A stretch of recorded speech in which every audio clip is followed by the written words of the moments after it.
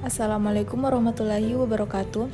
Di sini saya akan membahas mengenai teknik analisis laporan keuangan pada liquidity risk, credit risk ratio, deposit risk ratio, capital ratio, dan risk asset ratio. Sebelumnya, perkenalkan, nama saya Zahra Ade Fitri AR dari kelas FM 18D. Untuk yang pertama yaitu liquidity risk atau risiko likuiditas. Risiko likuiditas adalah risiko akibat ketidakmampuan bank untuk memenuhi kewajiban yang jatuh tempo dari sumber pendanaan arus kas dan atau dari aset likuid berkualitas tinggi yang dapat digunakan tanpa mengganggu aktivitas dan kondisi keuangan bank. Liquidity risk menunjukkan risiko yang dihadapi oleh bank karena mengalami kegagalan atau memenuhi kewajiban terhadap deposannya dengan alat-alat likuid yang tersedia karena harus digunakan oleh bank yang bersangkutan untuk membayar kewajiban yang harus segera dilunasi atau callable liabilities. Adapun rumus dari liquidity risk adalah liquid asset lalu kita kurang dengan short term borrowing lalu dibagi dengan total deposit dikali dengan 100%, di mana liquid asset atau aset liquid short term borrowing yaitu pinjaman jangka panjang. Yang kedua yaitu credit risk ratio atau risiko kredit. Risiko kredit adalah risiko akibat kegagalan debitur dan atau pihak lain dalam memenuhi kewajiban kepada bank. Risiko kredit dapat bersumber dari berbagai aktivitas bisnis bank. Risiko kredit dapat meningkat karena konsentrasinya penyediaan dana antara lain pada debitur, wilayah geografis, produk, jenis pembiayaan, atau lapangan usaha tertentu. Risiko ini lazim disebut risiko konsentrasi kredit. Adapun rumus dari kredit risk ratio adalah kredit non-produktif, lalu kita bagi dengan kredit yang diberikan. Untuk yang ketiga yaitu deposit risk ratio.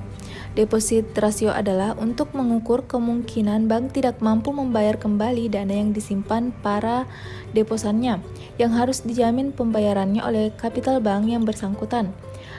Rasio ini memperlihatkan risiko yang menunjukkan kemungkinan kegagalan bank dalam memenuhi kewajiban kepada nasabah yang menyimpan dananya diukur dengan jumlah permodalan yang dimiliki oleh bank yang bersangkutan. Adapun rumus dari deposit risk ratio adalah equity capital, lalu kita bagi dengan total deposit. Keempat yaitu capital ratio. Capital ratio adalah mengukur sejauh mana penurunan yang terjadi pada aset risk dapat ditutupi oleh equal capital yang tersedia. Dikatakan aset risk karena setiap aset mengandung risiko kerugian dan setiap kerugian akan mengakibatkan pengurangan terhadap kapital dan apakah kapital uang tersebut mampu menampung kerugian tersebut. Adapun rumus dari capital ratio adalah equity capital lalu kita bagi dengan total ones. Total ones ini yaitu semua realisasi kredit dalam rupiah dan valuta asing yang diberikan oleh bank termasuk kantornya di luar negeri kepada pihak ketiga bukan bank di dalam maupun di luar negeri.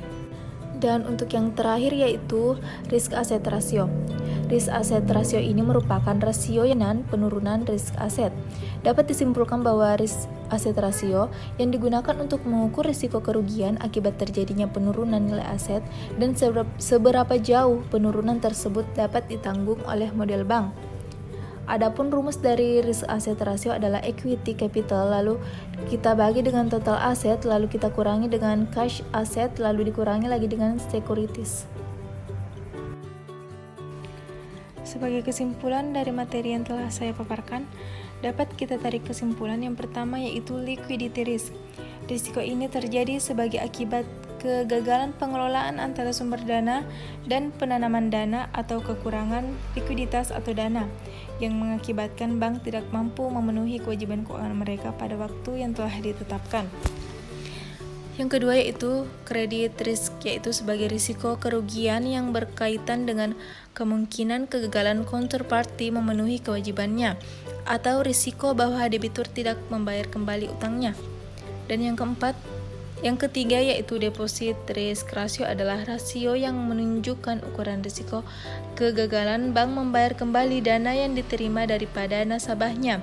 Dan yang keempat yaitu capital ratio ini untuk mengukur kemampuan permodalan dalam menutupi kemungkinan kegagalan yang ada dalam proses permodalan kredit.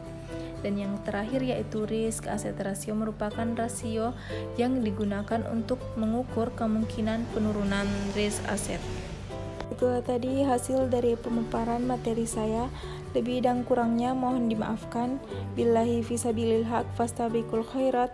Assalamualaikum warahmatullahi wabarakatuh.